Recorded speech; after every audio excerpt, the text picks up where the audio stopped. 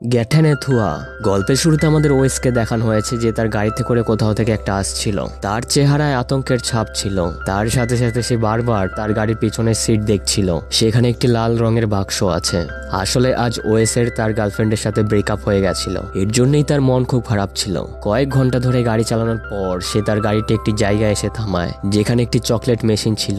সে ওই মেশিন থেকে চকলেট বের করার চেষ্টা করে, কিন্তু চকলেট বের হয় না। তার কারণে সে খুব হতাশ হয়ে যায়। তখনই সেখানে একজন মহিলা আসে এবং তাকে চকলেট দেয় আর বলে যে তোমার বিশ্রামের দরকার আছে। এরপর সেই মহিলা সেখান থেকে চলে যায়। ওয়েস সত্যি খুব ক্লান্ত ছিল এবং তার সাথে সাথে সে খুব বিরক্তও ছিল। এর জন্য সে অনেক মদ্যপান করে। রাত হয়ে গেলে সে সেখানে আগুন জ্বালায় আর তার গাড়ির পিছনের সিটে যে লাল কালারের বাক্সটি ছিল সেই বক্স থেকে সে অনেকগুলো মেয়ের ছবি বের করে আগুনে পোড়াতে শুরু করে। কিন্তু সে একটি ফটো রেখে দেয় যেটা তার গার্লফ্রেন্ডের ছিল। পরের দিন সকালে তার ঘুম ভাঙে এবং সে চোখ খুলে দেখে যে সে তার প্যান্ট খুলে আগুনে পুড়িয়ে দিয়েছে। সে দৌড়ে একটি ওয়াশরুমে যায় যেখানে সে বমি করে। তখনই পাশের টয়লেট থেকে একটি আওয়াজ আসে। সে বলে যে তুমি এখন কেমন অনুভব করছো? ওয়েস বলে আমি এখন ঠিক আছি। এরপর সে টয়লেটের উপর বসে পড়ে। সে দেখতে পায় সেখানে টয়লেট পেপার নেই। এর জন্য ওয়েস বাইরে চলে আসে যেখানে সে জল দিয়ে তার হাত মুখ ধুয়ে নেয়। অন্য টয়লেটে যে লোকটি ছিল সে তাকে তার নাম জিজ্ঞেস করে। ওয়েস তার নাম বলে দেয়। যদিও ওয়েসের জন্য খুব অদ্ভুত ছিল যে কোনো অচেনা লোক তার সাথে কথা বলছে। ওয়েস তাকে কোনো প্রশ্ন করে না। তখনই সে লোকটি বলে ওঠে তুমি কি আমার নাম জানতে চাও না? ওয়েস বলে কেন না, অবশ্যই জানতে চাই। সে বলে যে আমার নামের উচ্চারণটি খুব কঠিন, এর জন্য তোমার জিভ ধরে তোমাকে এটি বলতে হবে। আমার নাম হলো গেঠানে থুয়া। ওয়েসের খুব অদ্ভুত লাগে। সে চেষ্টাও করে। এরপর সে বলে যে এখানে ওয়াশরুমে যে পেন্টিংটি তৈরি হয়েছে আমাকে কিছুটা এরকমই দেখতে। আমি একটা শয়তান যে ভালো কাজও করে আর খারাপ কাজও। আপাতত আমি ভালো কাজ করতে এসেছি। আমি তোমার পৃথিবীকে বাঁচাতে চাই। এটা শুনে ওয়েস খুব রেগে যায়। সে বলে রাতে আমি খুব বেশি মদ খেয়েছিলাম, এর মানে এই নয় যে আমি তোমার সমস্ত কথায় বিশ্বাস করে নেব। এটা বলে সে সেখান থেকে বাইরে চলে যেতে লাগে, কিন্তু দরজা কেউ বন্ধ করে রেখেছিল। তখনই টয়লেটের ভিতর থেকে কিছু আওয়াজ আসে যেটা ছিল গ্যাথানে থুয়ার। সে বলে এটা আমি করেছি। তুমি এখানে তোমার নিজের ইচ্ছা এসেছিলে, কিন্তু এবার আমি যখন চাইবো ঠিক তখনই তুমি এখান থেকে যেতে পারবে। ওয়েস তার কথায় খুব বিরক্ত হয়ে যায়। এরপর সে দেখতে চায় টয়লেটের ভিতরে আছে তো কে এমন আছে। এর জন্য সে তার টয়লেটের উপরে উঠে সেদিকে তাকানোর চেষ্টা করে। সে আওয়াজ বলে ওঠে এটা তুমি করো না, এতে তোমার জীবনও চলে যেতে পারে। কিন্তু ওয়েস তার কথা শোনে না। তখনই তার একটি ধাক্কা লাগে আর সে দেখতে পায় যে সে টয়লেটের বাইরে অর্থাৎ গাড়ির কাছে চলে আসে। এরপর সে তার গাড়ির মধ্যে গিয়ে বসে। সেখানে দেখতে পায় তার গার্লফ্রেন্ডও ছিল।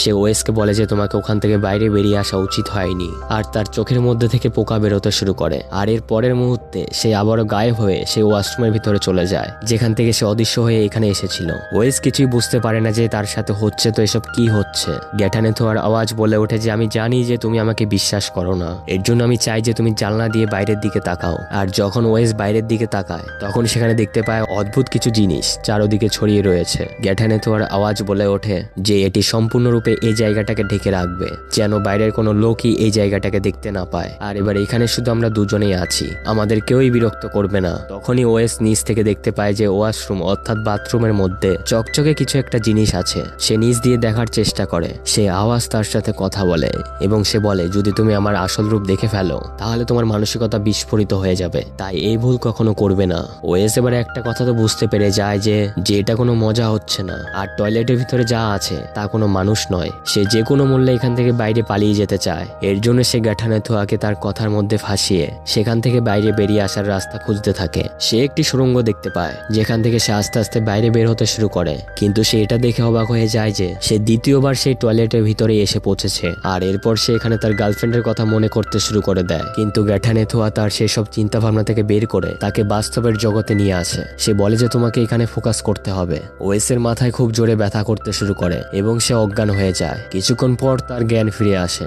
গ্যাঠানে তোর আওয়াজ তাকে বলে যে তুমিও আমার মতো, তুমি অনেক খারাপ কাজ করেছো। ওয়েস এসব শুনে খুব হতভম্ব হয়ে যায়, কারণ সে তার ভুল কাজের ব্যাপারে কখনো কাউকে কিছুই বলেনি। আর এবার গ্যাঠানে তোর আওয়াজ তাকে বলে যে হাজার হাজার বছর আগে যখন এই মহাবিশ্ব তৈরি হয়নি তখন এখানে একজন ঈশ্বর ছিলেন। তিনি ছিলেন খুব দয়ালু হৃদয়ের, কিন্তু তার ছেলেই তাকে মাঝখান দিয়ে কেটে ফেলেছে, যার পর তার মৃত্যু হয়ে যায়। কিন্তু তার রক্ত থেকে আরেকটি মহাবিশ্ব তৈরি হয়ে যায়। কিছু সময় পর তিনি তার ছেলেকে বলে যে আমাকে পুনরায় জীবিত করে তোলো, আমার আঘাতগুলিকে নিরাময় করো। এরপর তার ছেলে তার থেকে প্রতিশ্রুতি নেয় যে যদি সে তাকে জীবিত করে তোলে তখন সেই মহাবিশ্বকে, যেটা তার রক্তের ফোঁটা থেকেই তৈরি হয়েছে, তাকে কখনো ধ্বংস করবে না। সে তাকে প্রতিশ্রুতি দেয়। এরপর তার ছেলে তাকে জীবিত করে তোলে এবং এখন তার মনে সবসময় একটু ভয় কাজ করে। এর জন্য সে এই বিদ্রোহমান তৈরি করে যার মধ্যে অর্ধেক ঈশ্বর এবং অর্ধেক শয়তানের শক্তি ছিল। তাকে বানানোর পর তার নিজের শক্তি আগের থেকে খুব কমে গেছিল।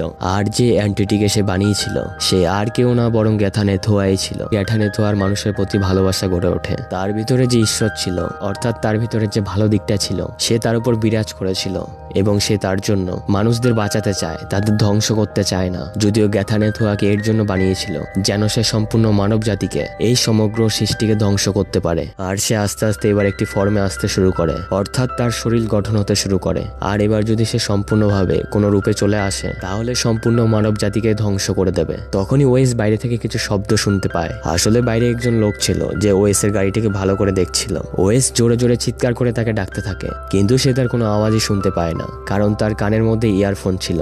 এখন তার ওয়াশরুমে যাওয়া দরকার। সে দেখতে পায় তার সামনে একটি ওয়াশরুম আছে। আসলে গ্যাথানেথোয়া ওয়াশরুমের উপর যে সিল্ট লাগিয়েছিল, এখন সে সিল্ট সরিয়ে দিয়েছিল। এরপর সে লোকটি ভিতরে আসে, যেখানে সে ওয়েসকে দেখতে পায়। সে খুব নার্ভাস হয়েছিল। আসলে এই লোকটি যে রেস্টরুমের ভিতরে এসেছিল সে ছিল এই ধরনের ওয়াশরুমেরই কর্মচারী। আর এবার সেও এখানে ফেসে যায়। গ্যাথানেথোয়া এখানে ওয়েসকে বলে যে তুমি টয়লেটের ভিতরে চলে যাও। ওয়েসকে টয়লেটের ভিতরে যেতে হয়।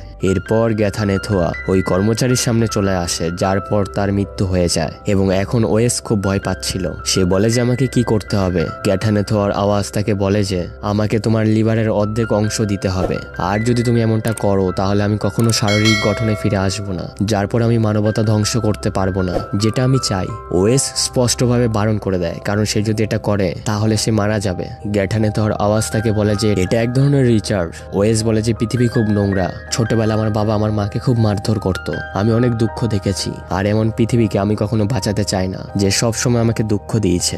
গ্যাথানেথোয়া তাকে বলে যে তোমাকে স্বার্থপর হওয়া উচিত নয়, তোমার মানবতার সম্পর্কে, এই পৃথিবীর সম্পর্কে ভাবা দরকার। যে ঈশ্বর আমাকে বানিয়েছে সেই ঈশ্বর কিছুক্ষণের মধ্যে এখানে চলে আসবে, আর একবার যদি সে চলে আসে তারপর আমরা কিছুই করতে পারবো না, তোমাকে তোমার লিভারে বলিদান দিতেই হবে। আর এবার ওয়েসও এই কাজের জন্য তৈরি হয়ে যায়। ওর কাছে ওর গার্লফ্রেন্ডের যে ছবি ছিল সেটা ঝাপসা হয়ে যায়। ওয়েস গ্যাথানেথোয়াকে বলে যে আমি একবার আমার গার্লফ্রেন্ডের স্মৃতিতে যেতে চাই, তার সাথে দেখা করতে চাই। আর এবার সে তার গার্লফ্রেন্ডের কাছে পৌঁছে যায়। তার মুখ এখনো ঝাপসা হয়েছিল। সে দেখতে পায় তার গার্লফ্রেন্ডের কাছে সে লাল বাক্সটি রয়েছে, যার মধ্যে অনেকগুলো মেয়েদের ছবি ছিল যাদেরকে ওয়েস নির্যাতন করেছিল, হত্যা করেছিল। তার গার্লফ্রেন্ড তার আসল চেহারা জানতে পারে, যার পর সে তার গার্লফ্রেন্ডকেও হত্যা করে। এর মানে এটাই যে সে তার নিজের গার্লফ্রেন্ডকে সে নিজে হত্যা করেছিল। গ্যাথানেথোয়া তার মন থেকে তার স্মৃতিগুলো মুছে ফেলতে শুরু করে, যার কারণে তার অনেক কষ্ট হয়।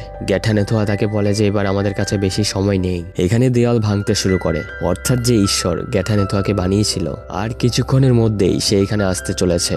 আর সে পুরোপুরি এখানে আসার আগেই ওয়েস তার লিভার বের করে গ্যাথানেথোয়াকে দিয়ে দেয়, যার পর সবকিছু শান্ত হয়ে যায়। এখনো সে বেঁচে আছে।